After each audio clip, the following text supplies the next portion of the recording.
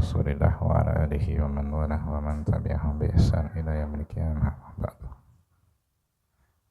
Peserta kajian yang semoga dirahmati Allah Subhanahu wa taala. Alhamdulillah di pagi ini kita kembali berjumpakan oleh Allah Subhanahu wa taala dalam rangka untuk bertalabul ilmi, menuntut ilmu agama Allah Subhanahu wa taala, berkhusus yang berkaitan dengan ilmu tentang akidah yang disarikan dari kitab Thariqul Usul ila Idahi Salasatil Usul, yang merupakan penjelasan ataupun syarah dari kitab Al-Usulus Salasah yang seperti biasa akan disampaikan oleh beliau guru kita Ustaz Abu Idris Enggara Subrantara hafizahullah taala. Tak lupa salawat serta salam semoga selalu tercurah bagi baginda Nabi Muhammad sallallahu alaihi wasallam beserta keluarga, para sahabat dan pengikutnya hingga akhir zaman nanti. Dan alhamdulillah telah hadir bersama kita Ustaz Enggara Subrantara hafizahullah taala di Rumah Tahfidz Syiar Sunnah Nabawiyah Juwahnam Situluhur Gurian Sleman, Daerah Istimewa Yogyakarta. Untuk itu kepada beliau kami persilahkan, tafadhol ya Ustaz. Bismillahirrahmanirrahim. Assalamualaikum warahmatullahi wabarakatuh. Alhamdulillahilladzi hadana li hadza wa ma kunna linahtadiya laula an hadana Allah. Asyhadu an la ilaha illallah wahdahu la syarika lah. Wa asyhadu anna Muhammadan abduhu wa rasuluh. Allahumma salli wa sallim barik ala nabiyil karim Muhammadin wa ala alihi wa sahbihi wa man walah wa man tabi'ahum bi ihsan ila yaumil qiyamah. Di pagi ini kita akan melanjutkan pembahasan dari 3 perkara yang wajib untuk kita mempelajarinya atau setiap muslim pelajarinya dan juga mengamalkan dengannya. Yang mana yang pertama bahwa Allah Ta'ala telah menciptakan kita dan memberikan rezeki kepada kita, dan Allah tidak membiarkan kita ini begitu saja tanpa diperintah dan tanpa dilarang. Bahkan Allah mengutus kepada kita seorang Rasul. Barang siapa yang mentaati Rasul tersebut dia akan masuk surga, dan barang siapa yang dia bermaksiat pada Rasul tersebut dia masuk neraka. Kita menginjak pada al-mas'alatu tsaniyah. 3 perkara tersebut, persoalan yang kedua. Allah Ta'ala la yarda an yusraka ma'ahu ahadun fi ibadatihi. La malakun muqarrabun wala nabiyyun mursal.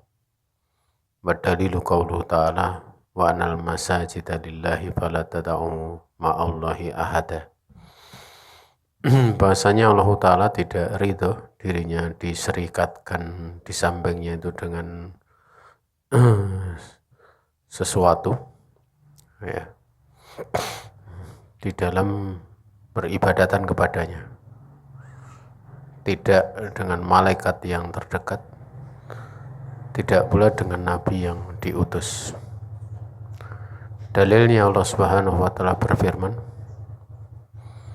dan bahwasanya masjid-masjid itu adalah hanya milik Allah, maka janganlah kalian menyeru di samping Allah dengan sesuatu apapun. Jadi setelah difahami bahwa Allah menjadikan kita ini, menciptakan kita, memberi rezeki itu tidak dibiarkan begitu saja, bahkan diutus Rasul yang konsekuensi diutusnya Rasul itu untuk diikuti. Kalau ditaati masuk surga, kalau dimaksiati akan masuk neraka.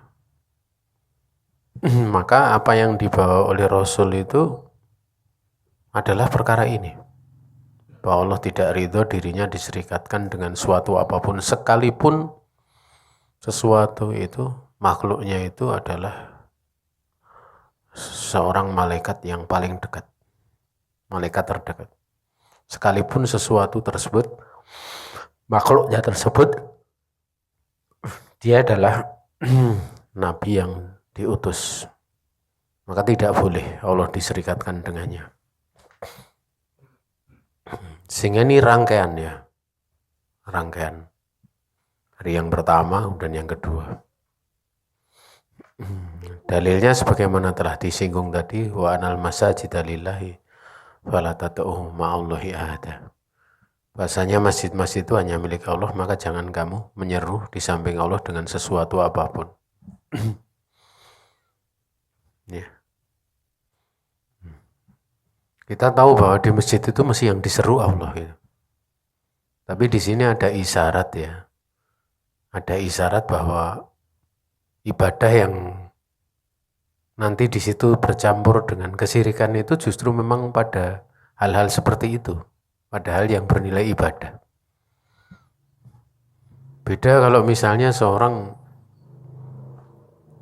di pasar gitu loh, mau mensyirikkan Allah itu nanti dalam bentuk peribadatan misalnya supaya laris, minta perlindungan, bantuan jin gitu. Kan seperti itu. Tapi kalau dagangnya sendiri itu bukan ibadah. Artinya seorang misalnya dagang niatnya supaya kaya raya juga boleh, mubah saja.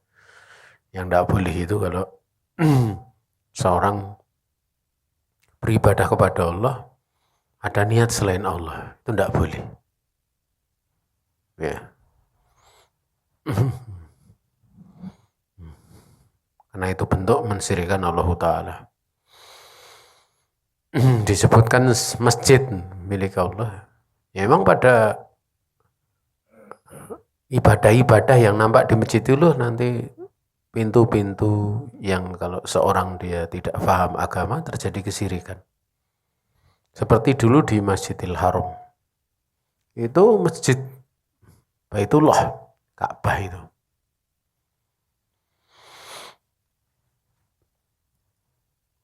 Tapi mereka kemudian beribadah kepada Allah Subhanahu wa Ta'ala dengan mereka menjadikan berhala-berhala di sekitar Ka'bah itu sebagai perantara gitu. Mereka jadikan itu sebagai andat, tandingan-tandingan selain Allah Subhanahu wa Ta'ala. Kalau itu terjadi di Masjidil Haram, maka masjid yang lain memungkinkan, sangat memungkinkan. Karena Masjidil Haram itu kan masjid yang dijaga oleh Allah dengan diutus nabinya yang paling utama ya, Nabi Muhammad SAW, setelah sebelumnya Nabi Ismail dan Nabi Ibrahim alaihi wassalatu wassalam. Dan itu merupakan perkara yang hak ya. Misalnya Allah Ta'ala yang bersendirian di dalam menciptakan hamba, dalam memberikan rezeki kepada mereka pada perkara yang pertama kemarin sudah kita bahas. Dia Allah Ta'ala yang al-mutassarifu fihim, yang memperlakukan mereka, mudabbir yang mengatur ya, mengatur seluruh urusan-urusan mereka. Itu merupakan perkara yang sudah sepantasnya layar do'an yakuna lahu syarikun fi ibadatihi. Ya, dia tidak ridho di sisinya itu ada serikat di dalam beribadah kepadanya, dalam memberikan peribadatan kepadanya. Dan yang dimaksud ibadah di sini kan sebagaimana dijelaskan oleh beliau, ismun jami'un likulli ma yuhibbuhullahu wa yardha minal aqwali wal af'ali wal a'mali dhahirati wal batinati, faman sarafal ibadati li ghairillahi ta'ala faqad asraka syirkan akbar.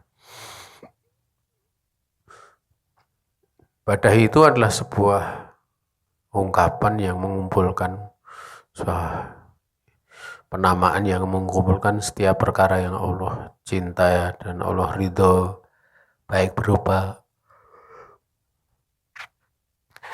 ucapan maupun perbuatan, dan juga amalan yang dohir maupun yang batin. Barang siapa memalingkan ibadah itu atau memberikan ibadah kepada selain Allah, ya sungguh dia telah mensyirikkan Allah dengan syirik besar. Ya. Dan barang siapa yang dia mensyirikan di samping Allah dengan selainnya, min makhlukatihi, dari makhluk-makhluknya, maka faqad asroka syirkan akbar. Sungguh dia telah mensyirikkan Allah dengan syirik yang besar. Sehingga kesimpulannya jami'ul ibadati wal kurbati min isti'anah, istighosah, tabhi wa nadri wa rohbah wal khusyuk wa khusyah wa inabah wa tawakkulin wa rojain wa khawfin. Kullu dzalika minal ibadatil lati la yajuzu antusrafa li ghairillahi ta'ala. Nah, beliau mengatakan, jika demikian seluruh dari ibadah dan pendekatkan diri kepada Allah bisa berupa minta tolong, isti'anah, istighosah, minta pertolongan di saat ada perkara yang sangat keras. Juga bisa berupa menyembelih, bernadar, ya, berharap dan takut, khusyuk, khosyah takut, inabah kembali dengan beramal soleh. Bisa berupa tawakal, berupa roja, wa khauf. Semuanya itu termasuk dari ibadah yang tidak boleh untuk diserahkan kepada selain Allah Ta'ala. Tidak boleh pula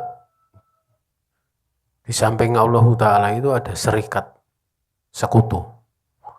Karena Allah Ta'ala nggak ridho dengan hal yang demikian. Syirik akbar itu diterangkan oleh beliau adalah dambun usiyallahu bihi. Jadi syirik akbar itu dosa yang Allah dimaksiati dengannya. Dan ini bukan sekedar dambun, tapi yang dambun la yughfar. Dosa yang tidak akan diampuni. Bahkan diterangkan wala yastahiqu ahluhu as-safa'ata. Bahkan orang yang berbuat dosa ini, dosa yang tidak diampuni ini syirik ini,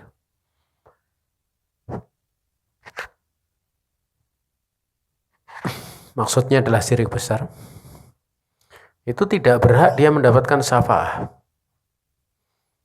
Bahkan mereka itu fa'in namahum min ahli nari khalidina mukhalladin. Sungguhnya dia termasuk bagian dari ahli neraka yang mereka kekal lagi dikekalkan. Waliyatubillah. Sebagaimana Allah berfirman, innallaha la yaghfiru an yushraka bih wa yaghfiru ma duna dzalika liman yasha'. Sungguhnya Allah Ta'ala tidak akan mengampuni dosa dirinya diserikatkan dengannya. Namun dia akan mengampuni dosa selain daripada itu syirik, bagi yang Allah Subhanahu wa Ta'ala kehendaki. Cukup jelas masalah ini. Ini perkara kedua yang wajib bagi setiap muslim untuk mengetahui dan pelajarinya. Dalilnya, wa anal masajida lillahi fala tata'u ma'allahi ahadah. Bahasanya masjid-masjid itu milik Allah, maka jangan kalian menyeru di samping Allah itu dengan sesuatu apapun. Ya. Jadi selama-lamanya jangan kamu beribadah di samping Allah Ta'ala. Baik itu kepada malaikat yang terdekat, tidak pula kepada Rasul yang paling mulia sekalipun. Juga tidak kepada Nabi yang sangat besar kedudukannya atau anbiya yang mulia. Tidak boleh dari kalangan orang-orang soleh. Ya. Baik itu dari Anam. Ya. Tidak pula dari batuan, pohon-pohon, dan yang selain daripada itu. Karena semuanya itu bentuk peribadatan kepada selain Allah. Sehingga ini haram.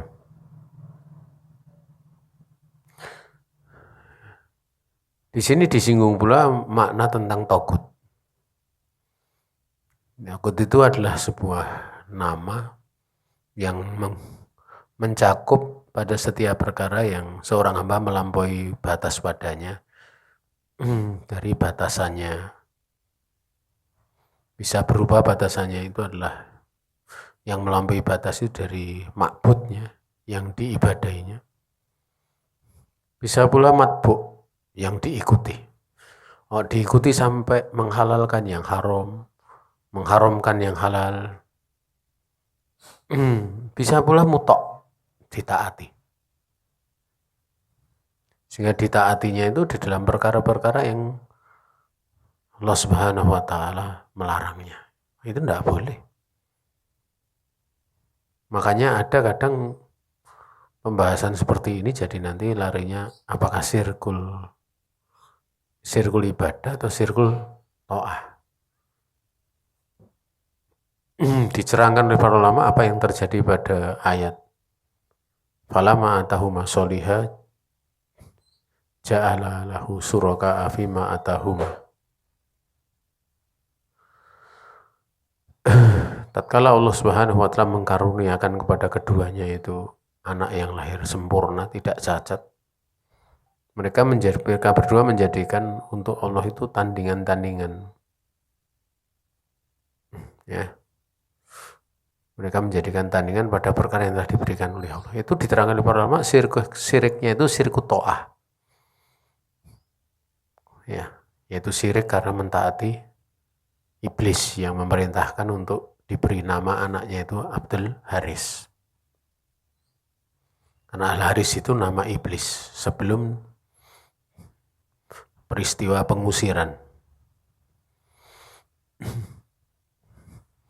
Wallahu ta'ala a'lam.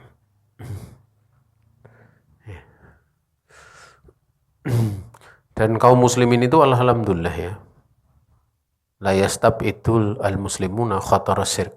Kaum muslimin itu tidak memandang jauh bahaya kesirikan. Ana ulangi. Yang menjadi prihatin bahwa manusia itu memandang jauh bahaya syirik. Artinya mereka nggak nganggap bahaya gitu loh. Padahal itu bahaya. Padahal syirik itu khotir. Bahayanya itu sangat besar. Baik syirik besar maupun syirik kecil. Baik sedikit maupun banyak. Ya.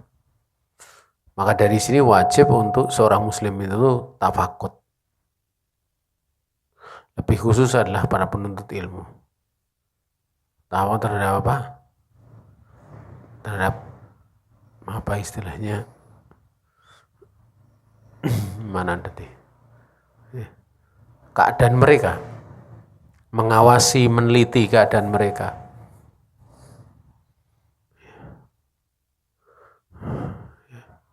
Juga mengawasi, meneliti amal-amal mereka. Ya.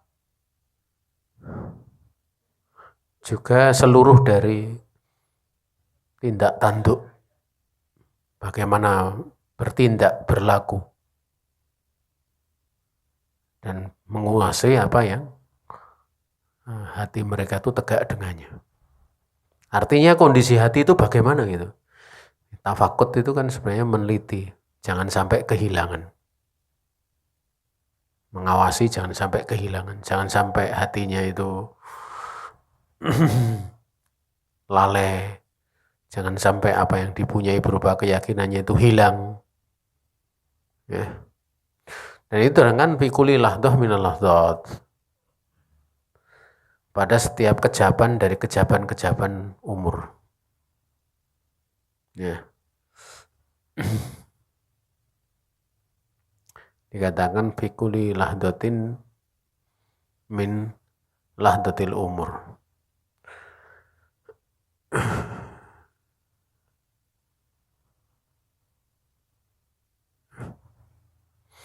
Kemudian jamaah yang dirahmati Allah Ta'ala, tentu yang diharapkan dari seperti ini agar supaya amalannya itu tidak terkena dengan mensyirikkan Allah Ta'ala. Ya. Juga agar supaya amalannya tidak terjatuh kepada bid'ah yang menyesatkan. Dan di samping dia meliti dirinya juga perlu untuk meliti orang lain gitu loh. Ya. sehingga perlu mereka itu untuk mengerahkan kekuatan agar bisa mereka itu belajar, mengerahkan kekuatan untuk bisa mengarahkan, memberi nasihat, sehingga la yaqa'u fi syai'in min durubi syirk fahalaku, sehingga dia kelak itu ndak istilahnya ndak apa istilahnya ya,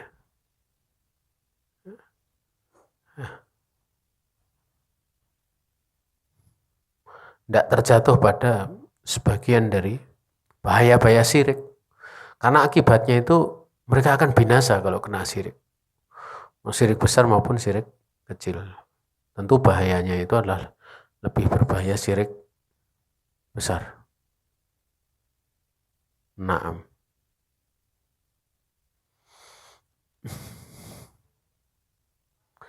Waqad akhbara Nabi alaihi salatu wasallam bi annahu yakhafu ala ummatihi minasyirik khaufan aziman. Benar-benar Nabi alaihi salatu wasallam telah mengkhabarkan bahwa beliau itu takut, menakutkan kepada umatnya itu kesyirikan dengan ketakutan besar. Yang mungkin umatnya nggak begitu takut karena nggak paham. Tapi Nabi ketakutannya luar biasa. Sehingga Nabi itu ibaratnya kayak yang disebutkan oleh Nabi sendiri ya. Innaman nasu kal ibilil mi'ah latakadu tajidu fiha rohilah. Hampir-hampir sungguhnya manusia itu dia seperti 100 ekor onta yang ada yang berjumlah 100 ekor onta. Hampir-hampir kamu tidak dapati di antara 100 ekor onta itu yang bisa dijadikan beban muatan rohilah.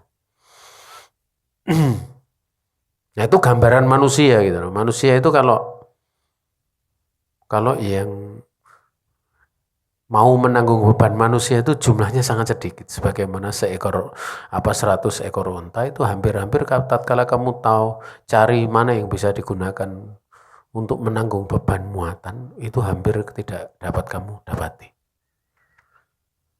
Itu gambaran manusia bahwa yang seperti itu sangat sedikit. Dan para nabi itu mereka mau menanggung beban itu. Sehingga mereka sedih melihat kesesatan umatnya. Kesyirikan umatnya mereka sedih. Sehingga mereka siang malam mau untuk menyampaikan kepada mereka. Walaupun diperlakukan dengan cara yang zalim. Itu gambaran manusia-manusia utama itu seperti itu.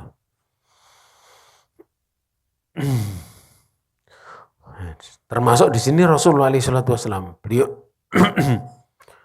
itu sangat takut dengan ketakutan besar kepada umatnya, sehingga Nabi bersabda, Inna akhwafa ma akhafu alaikum syirkul asghar. Sungguhnya perkara yang paling menakutkan dari apa yang aku takutkan menimpa kalian itu adalah syirik kecil. Diterangkan di dalam kitab sebuah mahwa, syirik kecil itu apa? Diterangkan adalah riya.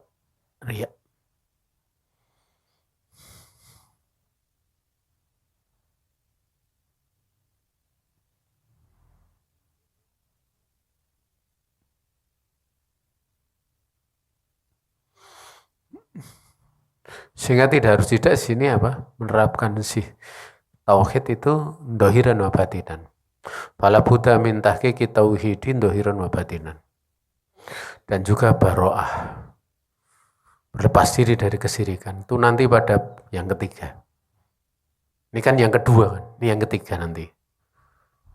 Karena yang pertama kan Allah tidak membiarkan begitu saja. Diciptakan, kita diberi rezeki. Tidak dibiarkan begitu saja. Tapi diutus kepada kita Rasul untuk kita mentaatinya. Kalau mentaati masuk surga, kalau maksiati masuk neraka. Kemudian yang kedua, Allah tidak ridho dirinya diserikatkan dengan siapapun, sekalipun malaikat yang terdekat, Rasul yang diutus, dan yang lain sebagainya. Nah, nanti yang ketiga itu seperti yang disinggung di sini. Ya. yaitu kaitannya dengan baro'ah, pelepasan diri.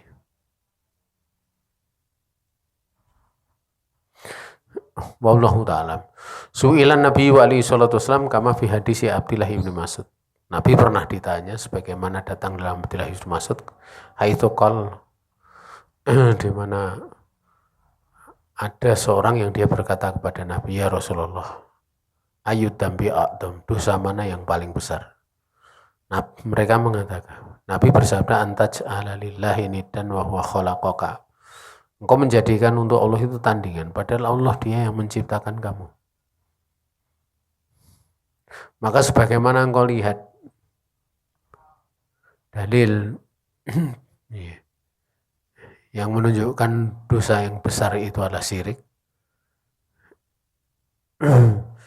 demikian pula dari si bahayanya pada manusia, di mana bahayanya dia masuk neraka dan mu'abad, kekal, tidak selamat. Itu kalau syirik besar. Kalau syirik kecil pasti masuk neraka. Maksudnya gini, dia tidak akan ada pembersihan. Tapi setelah nanti dimasukkan neraka, dimasukkan surga. Karena syirik kecil itu tidak kekal di neraka. Tapi kalau syirik besar, kekal. Wallahu ta'ala alam. Kemudian yang ketiga yang wajib untuk seorang muslim mempelajari dan mengamalkannya. Anaman atau ar-rasulah wa wahadallaha la yajuzu lahum walatu man hadallaha wa rasulahu walau kanu aqraba qaribin. Barang siapa yang dia mentaati Rasul dan dia telah mentauhidkan Allah Ta'ala, tidak boleh dia berkasih sayang dengan orang yang memusuhi Allah dan Rasulnya, sekalipun dia adalah orang yang terdekat, kerabat yang paling dekat. Ini muwalah. Muwalah itu wala, loyal. Cinta yang disertai loyalitas, pembelaan. Dan itu tidak boleh ya, karena ini menyangkut agama. Makanya mengucapkan selamat kepada orang kafir dalam acara keagamaan mereka tidak boleh. Karena masuk baro'ah. Mesti baro'ah, berlepas diri. Masuk wala. Kalau dia mengucapkan tanda cinta. Cinta bukan tabiat, tapi cinta ibadah. Maksudnya cinta yang bernilai ibadah. Tidak boleh. Cinta kaitannya dengan agama mereka. Beda kalau cinta karena keluarga, kerabat, teman, tidak ada masalah. Ya, tidak ada masalah. Walaupun juga kalau kecintaan datang dari kita juga bisa dikawetarkan pada tahap-tahap tertentu untuk ada bahayanya. Tapi dari Nabi sendiri Allah berfirman, innaka la tahdi man ahbabta, sungguhnya engkau tidak akan memberikan petunjuk pada orang yang kamu cintai, yaitu Abu Thalib. Ya seperti pamannya Abu Thalib. Ya itu menunjukkan beliau ada cinta juga sama pamannya, tapi cinta tabiat sebagai seorang paman. Bukan cinta agama, bukan loyal. Cinta yang seperti itu dimaklumi.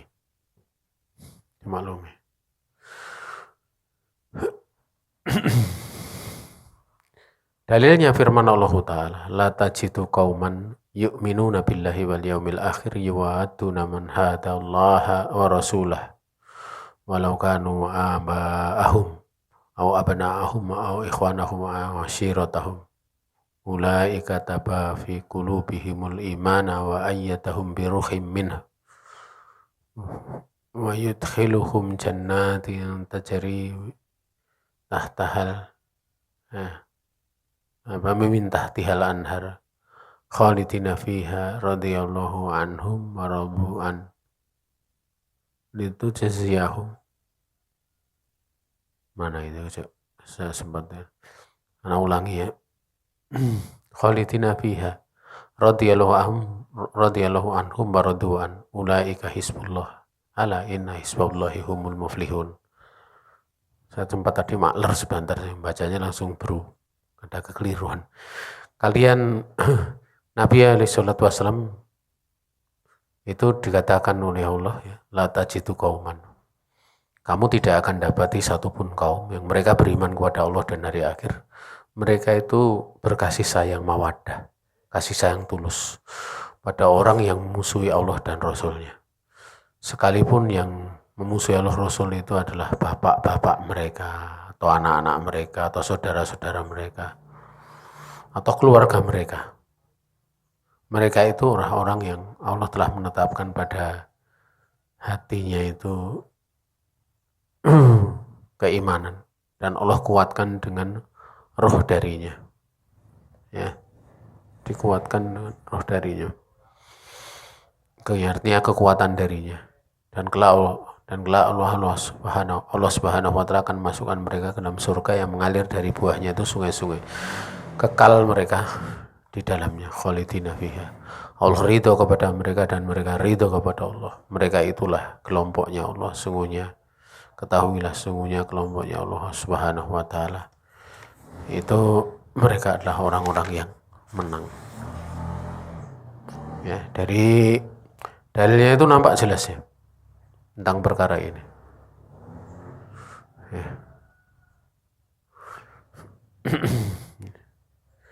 Ini saja yang bisa disampaikan untuk pagi ini atau siang ini.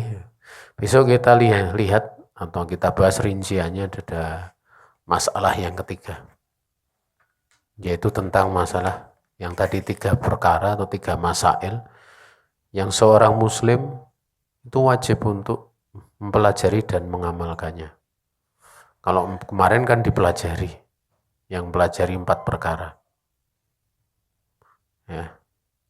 Dan poin amalannya sudah ada, yaitu berilmu, yaitu mengilmui, mengamalkan, kemudian berdakwah dan bersabar. Jadi tidak perlu dikatakan mempelajari dan mengamalkannya. Karena pada poin setelah ilmu ada amal sudah dibahas. Yaitu ilmu mengenal Allah, mengenal Rasul, mengenal agama Islam dengan dalil. Jadi seperti itu. Kalau ini memang 3 perkara yang wajib untuk dipelajari dan diamalkan. Secara kesimpulan yang pertama bahwa Allah menciptakan kita, memberikan rezeki, itu tidak dibiarkan begitu saja. Begitu saja dalam arti nggak ada perintah, nggak ada larangan, nggak. Tapi Allah mengutus kepada mereka Rasul untuk ditaati. Kalau mereka taat, kemudian kalau dilakukan padanya larangan, mereka wajib untuk meninggalkannya. Ya. Artinya kalau di sini kan apa? Taat kepada Rasul. Dan tidak bermaksiat kepada Rasul. Kalau taat dia akan masuk surga, kalau maksiat kepada Rasul dia masuk neraka. Ini yang pertama. Yang kedua, berkaitan dengan yang dibawa oleh Rasul itu apa tuh? Allah enggak ridho dirinya diserikatkan dengan sesuatu apapun, sekalipun itu nabi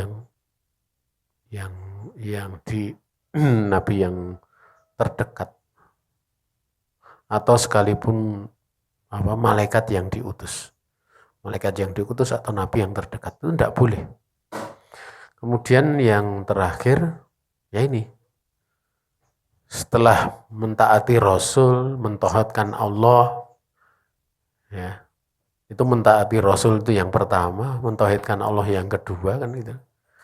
Maka tidak boleh bagi dia itu berkasih sayang, loyal, kasih sayangnya itu loyal, disertai pembelaan. Ini berkaitan dengan agama. Kepada siapa yang dilarangnya? Kepada orang yang memusuhi Allah dan Rasulnya. Sekalipun yang memusuhi Allah dan Rasulnya itu adalah kerabat paling dekat. Bahkan sekalipun orang tuanya. Bahkan sekalipun ini dan lain sebagainya. Tidak boleh loyal seperti itu. Tapi pada sesuatu yang sifatnya tabiatan, cinta tabiat, boleh. sebagaimana Nabi kepada paman Nabi. Ini saja yang bisa disampaikan di siang ini. Kalau ada salah datang dari pribadi saya dan dari setan, saya istighfar kepada Allah Ta'ala. Kalau ada benar semata-mata keluasan rahmat Allah Ta'ala diberikan pada kita. Kalau ada pertanyaan kami persilahkan.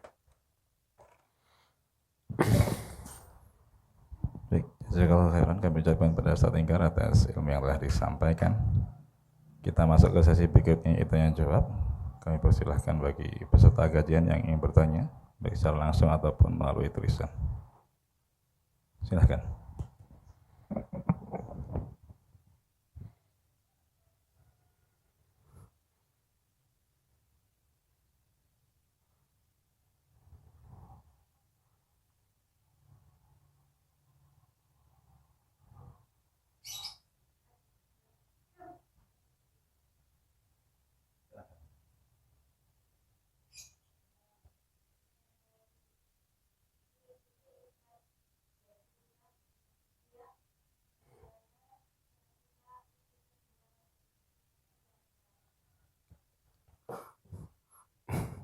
Menghindar dari sifat riya itu banyak mengetahui perintah Allah, mengetahui larangan-larangan Allah, dan kita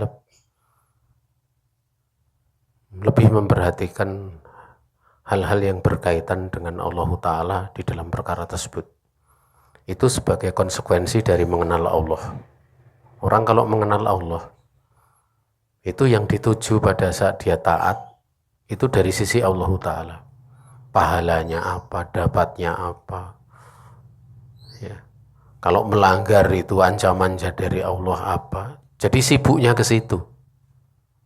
Sibuknya ke situ. Bukan sibuk kepada makhluk. Itu intinya di situ. Menyibukkan diri kepada makhluk dalam hal ibadah itu mesti akan menjatuhkan pada riya. Ya, riya, sum'ah, pengen penghargaan dari manusia dan yang lain sebagainya. Itu pertama kali yang mesti disadari untuk seorang dia selamat dari riya. Contoh sederhana itu begini loh. Ada Allah memerintahkan untuk sedekah. Sedekah. Ya. Maka jangan sampai sikap manusia itu memalingkan dari dia bersedekah. Misalnya punya tetangga nggak baik. Tetangga nggak baik. Tapi dia mustahik yakat. Ya udah diberi. Bukan diberinya itu bukan dikarenakan kaitannya dia dan yang lain sebagainya, enggak. Tapi karena ini perintah Allah wajib gitu. Ya. Kalau seperti itu akan enak. Hidup itu akan enak. Ya. Apa saja itu kalau pandangannya bukan manusia akan enak. Coba misalnya kayak taklim ya. Taklim misalnya pesertanya sedikit, kalau pandangannya kepada manusia dijamin berhenti itu taklimnya.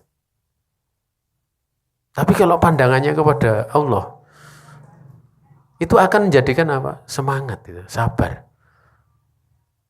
Nah, bagaimana caranya?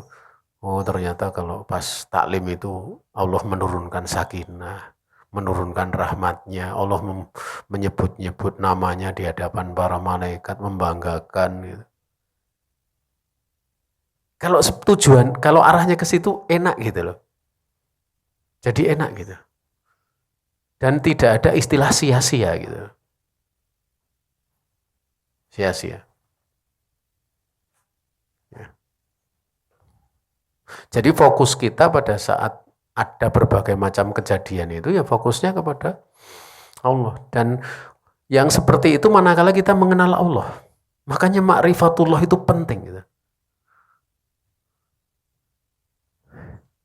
Ya, ma'rifatullah ya. Kalau nanti ingin memperdalam lagi, belajar kitab namanya Qaidul Muslah. Oh, Masya Allah ya. Kenapa kok? Saya biasanya kalau ngajar kitab Qaidul Muslah itu mesti sering saya gandengkan dengan pelajaran dzikir Hisnul Muslim. Ya, kenapa? Ya karena Qawaidul Muslah itu kan pembahasan tentang kaidah-kaidah di dalam nama dan sifat Allah. Kalau belajar zikir kayak doa dan itu prakteknya gitu loh. Prakteknya memahami nama dan sifat Allah itu ya di doa itu gitu. Sehingga kalau habis belajar itu menyebut nama, menyebut astagfirullah, mohon ampun pada Allah, kita tahu Allah punya sifat Ghafur, Ghafar, itu mantep gitu. Enak itu. Apalagi kalau nanti belajar yang lebih tinggi, kitab namanya Asmaul Husna, punyanya Ibnul Qayyim. Wah, Masya Allah. Hidup itu terasa enak itu. Dan sisi-sisi yang kadang seorang itu sisi-sisi yang kadang sebenarnya keadaan hati, kadang seorang itu manakala kenal Allah ya, mengenal Allah itu. Itu banyak sisi-sisi dalam hati kita itu yang banyak tertutupi nanti. Masih tertutupi dari pintu-pintu kejelekan itu tertutup. Celahnya misalnya mengeluh pada makhluk itu ketutup. Celahnya untuk melihat manusia itu tertutup. Ya, tertutup. Wallahu ta'ala. Kemudian di antara yang lain supaya tidak terjatuh pada itu, beramalah istimror. Artinya istimror itu berjalan terus. Ada atau tidak manusia sama gitu. Jangan sampai nanti beramal karena manusia, meninggalkan amal karena manusia. Itu salah besar. Karena meninggalkan amal karena manusia itu riya. Justru riya. Meninggalkan amal karena manusia. Artinya takut riya itu riya. Takut beramal karena khawatir riya itu sendiri mah riya. Ya. Takut beramal. Karena berarti pada takut amal, oh saya takut khawatir amal nanti riya. Berarti memang dia nggak jadi beramal, berarti karena manusia juga kan gitu.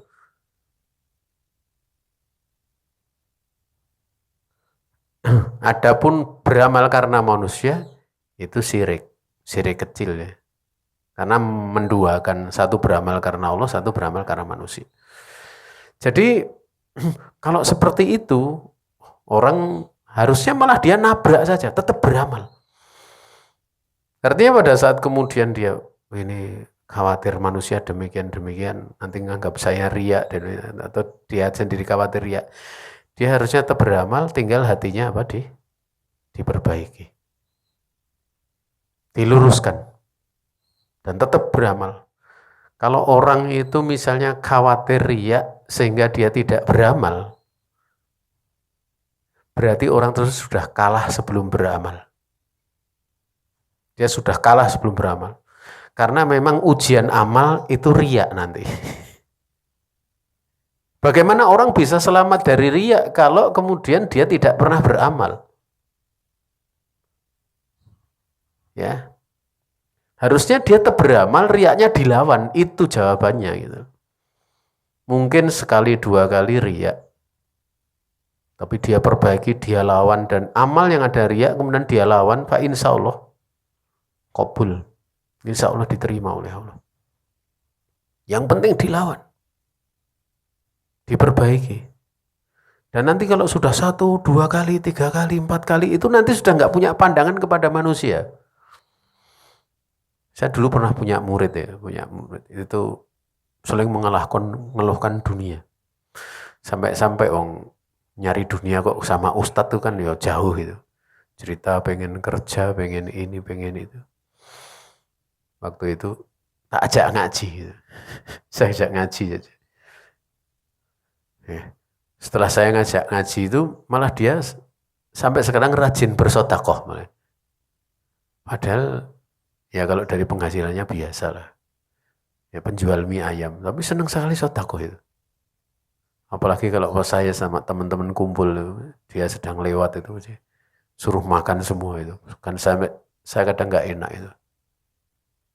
Ya karena di situ ada 6 orang. Waktu mau saya bayar enggak mau. Sampai sekarang lihat saya pakai motor itu lihat dan ketemu itu langsung ditepui langsung. Nanti bawa mie ayam 3 atau 4 itu biasa itu. Ya. Itu dulu awalnya mengeluh masalah itu. Dulu seperti itu. Artinya apa? Kadang awal-awal itu orang kadang memang tidak ikhlas gitu loh. Dan jangan dihentikan. Makanya para ulama sampai memberikan nasihat bahwa mencari ilmu awalnya ikhlas itu ilmu akan memaksa dia ikhlas. Jadi beramal terus saja. Nanti kita bisa tahu, pertama kali itu bahkan ingin ibadah itu kadang orang-orang awam itu kan pengen sholat tahajud, puasa, supaya nanti kaya, supaya dagangannya laris, kan banyak seperti itu. Banyak. Coba dia belajar, menuntut ilmu, berubah itu nanti niatnya. Beda nanti. Saya sendiri itu kenal ngaji juga karena itu. Ibu saya itu ya karena orang awam juga saya. Itu dulu kalau SMP itu nasihatnya kamu sering puasa Senin Kemis biar jadi anak pinter. Biar nanti kalau sekolah dapat kerja demikian. Itu saya amalkan. Dari SMP sampai SMA. Ketemunya apa? Ngaji. Itu kan jelas niatnya. Ya kan enggak tahu. Lama-lama ya. Allah Ta'ala beri yang lebih baik. Kelas 2 SMA itu untuk ngaji. Kelas 3 itu. Waktu itu kelas 2 itu saya otodidak. Gitu. Baca Quran otodidak. Akhirnya setelah itu rumangsane wis iso maca Quran dewi. Saya baca itu di tes di kelas 3 kan lulus sama guru saya. Tapi saya enggak mantap. Ini saya harus datangi guru. Bener datangi guru pas kuliah Iqra 2 gitu. Ini kisah nyata gitu. Iqra belajar itu Iqra 2. Sama saya gitu. Akhirnya belajar. Setelah belajar itu sampai Iqra 6 sudah lancar. Wah, ketemu yang levelnya lebih tinggi lagi. Dengar katanya belajar Al-Fatihah 2 bulan gitu. Tak cari gurunya. Begitu ketemu saya pengen belajar. Belajar dengan ternyata ya bener setiap huruf. Ya kayak huruf misalnya kayak alhamdulillah lesannya itu agak mudah waktu itu. Kayak misalnya biasanya kesusahan itu kalau huruf-huruf itbaq kena kasroh itu. Itu orang-orang yang belajar mesti ngomongnya kayak ti gitu. Nggak mungkin ti gitu. Ti kan tak. Tapi kalau do itu ti gitu. Kalau do ya di gitu. Artinya dia itbaq. Zi. Jadi kayak itu. Apa do misalnya. Ya. Sat min si. Bukan si. Si. Ini kan butuh belajar ini. Dan ini hampir semua ya dari yang pernah belajar itu kalau kena domah, kena fathah, banyak lulus. Tapi kalau kena kasroh, nah ini jadi nggak lulus gitu. Ya. Ya, sehingga kalau kita dengarkan ada wala saufa yu'tika rabbuka fatardu. Itu tak, itu bukan tok gitu. Itu langsung kelihatan gitu. Ini belum pernah belajar gitu. Paling belajarnya mungkin belum sampai pada yang level lebih tinggi lagi. Ternyata Masya Allah ada. Karena waktu saya belajar dulu baca Quran itu ada sekitar 5 atau 6 guru ya yang saya belajar. Itu ya jadi belajar terus. Ya. Wallahu ta'ala alam. Jadi jangan dihentikan amalan itu. Dan tentu banyak berdoa kepada Allah. Allahumma inni a'udzubika an usyrika bika syai'an wa ana a'lamu bihi wa astaghfiruka lima la a'lamu bihi. Itu kan kafaroh orang jatuh pada syirik-syirik yang khafi. Dulu kalau waktu saya belajar ditalkin itu sama Ustadz Hafizahullah Ta'ala. Satu-satu gantian. Pada waktu belajar kitab Qaidul Muslah di kaidah berapa itu saya masih ingat. Atau di pasal berapa itu. Pasal 2 kalau tidak salah. Itu di tengah pelajaran beliau mentalkin satu-satu. santrinya, termasuk saya. Dan itu berkesan sampai sekarang. Berkesan. Dan juga bahwa ilmu itu kalau didapat dari melalui jalur guru, itu Masya Allah ya. Sehingga waktu beramal itu memang ada bentuk niat kepada makhluk itu ada. Tapi niatnya bagus. Niat bersyukur. Niat supaya gurunya juga dapat pahala. Dan itu tidak ada masalah. Ya, tidak ada masalah. Ya. Naam. Dan itu membentuk itu. Bentuk. Dalam hati itu nanti bentuk karakter-karakter seperti itu gitu. Itu diantaranya gitu, diantaranya seperti itu gitu. Dan masih banyak sebenarnya. Tapi paling tidak tadi ya mengenal Allah. Kemudian lawan untuk tetap beramal, hati diperbaiki. Kemudian istimror. Kemudian menuntut ilmu, duduk di majelis ilmu. Karena tidak mungkin orang bisa ikhlas kecuali dengan rahmat Allah Ta'ala. Ya, kecuali dengan rahmat Allah Subhanahu wa Ta'ala. Ya, tidak mungkin terlepas dari riya. Doa termasuk pula ada doa. Allahumma inni a'udzubika an usyrika bika sayyan wa ana a'lamu bihi wastaghfiruka lima la a'lam.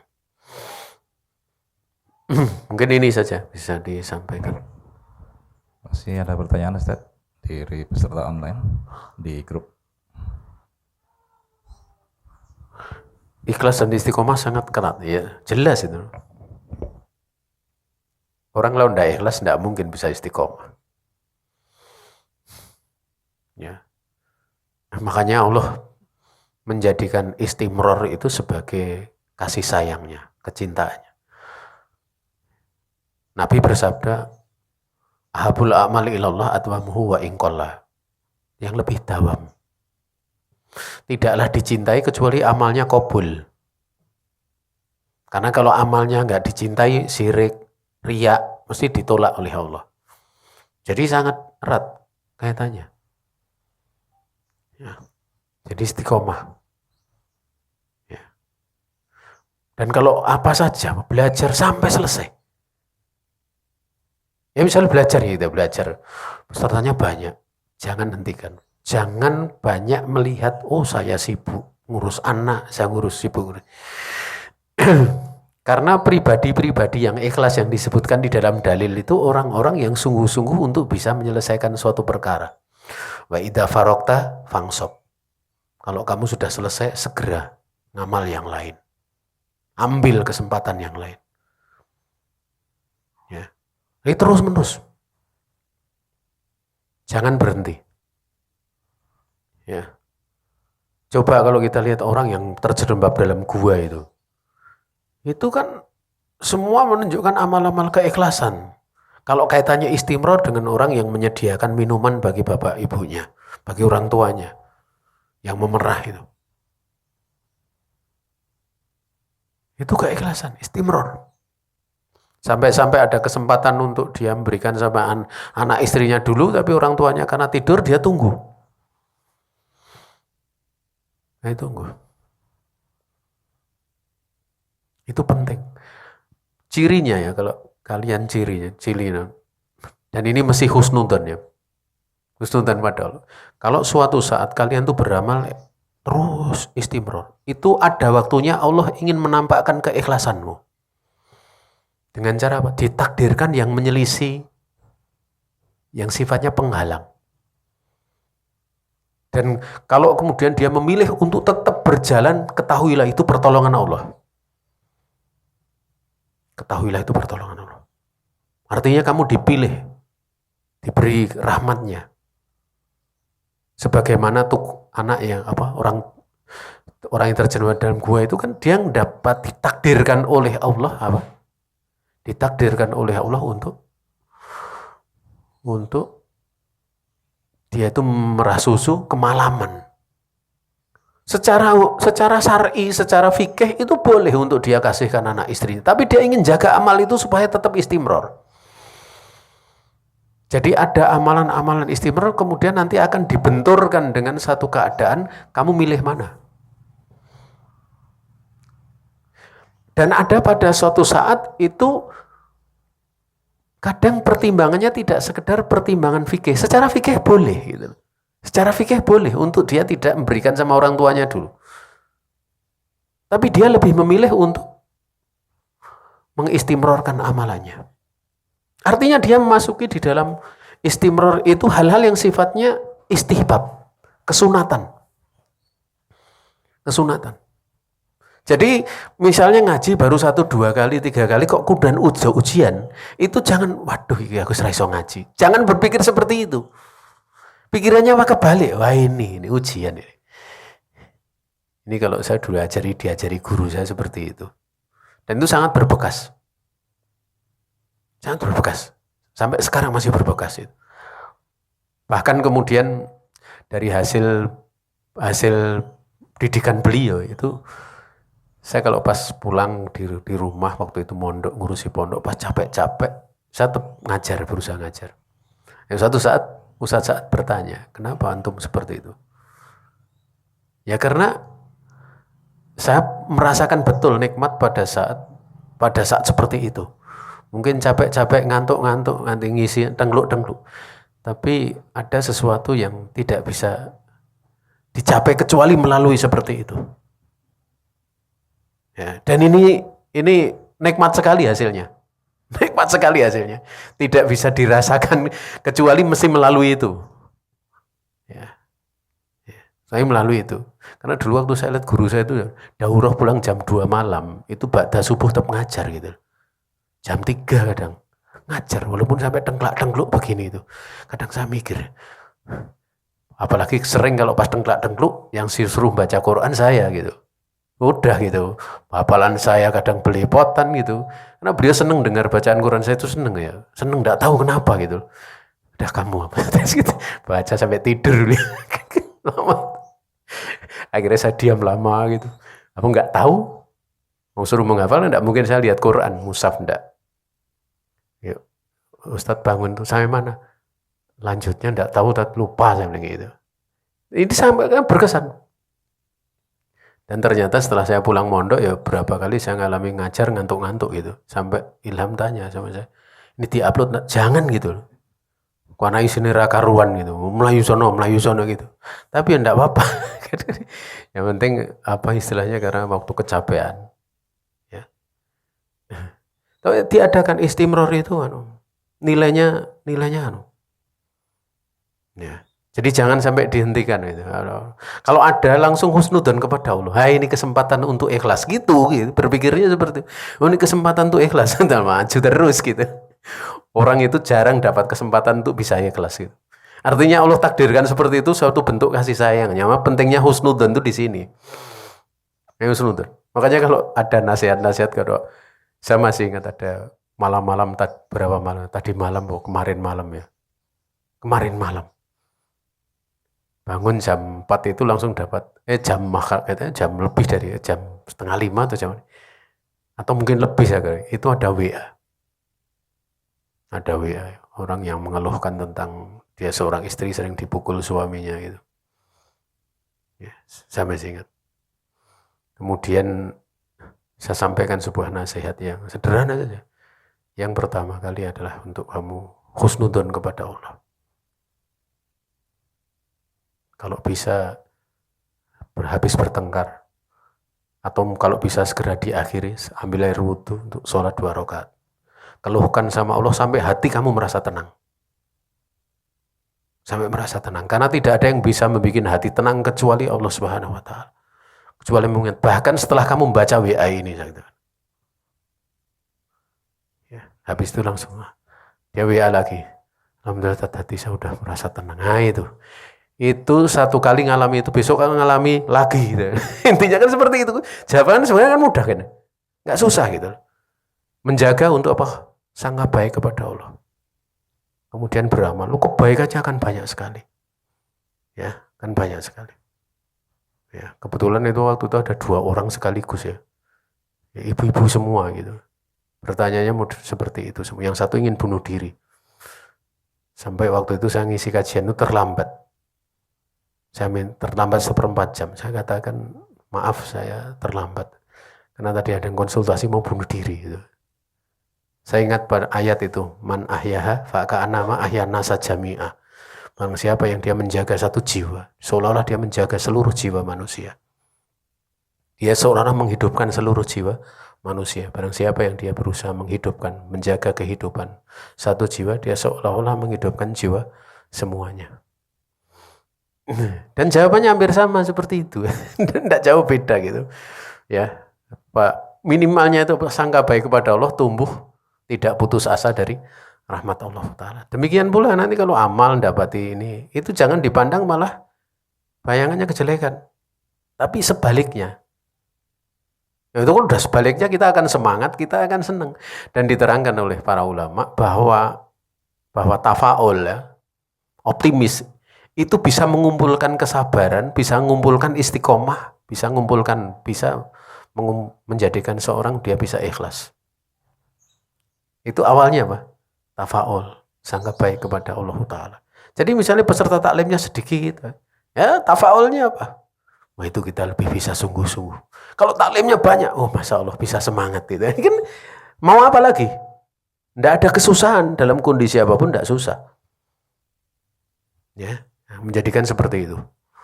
Wallahu ta'ala. Ini saja yang bisa disampaikan.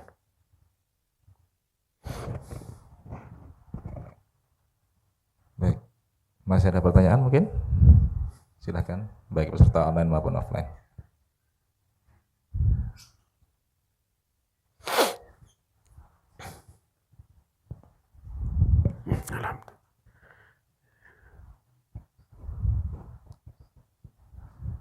Baik, sepertinya tidak ada ya. Baik, jika tidak ada pertanyaan, kita langsung menuju ke sesi berikutnya yaitu penutupan. Sebelumnya kami ucapkan jazakallahu khairan kepada Ustaz Enggar atas jawaban yang telah diberikan, demikian pula kepada para penanya sehingga kita bisa mendapatkan faedah tambahan pada kajian di pagi menjelang siang ini. Dan pada sekali kajian yang semoga dirahmati Allah Subhanahu wa taala, kita menuju ke sesi terakhir yaitu penutupan. Saya selaku pembawa acara, demikian pula mewakili rekan-rekan panitia yang bertugas, memohon maaf jika terdapat banyak kekurangan dalam penyelenggaraan taklim di siang ini. Kita memohon taufik kepada Allah Subhanahu wa taala agar kita dapat mengamalkan apa yang sudah kita pelajari.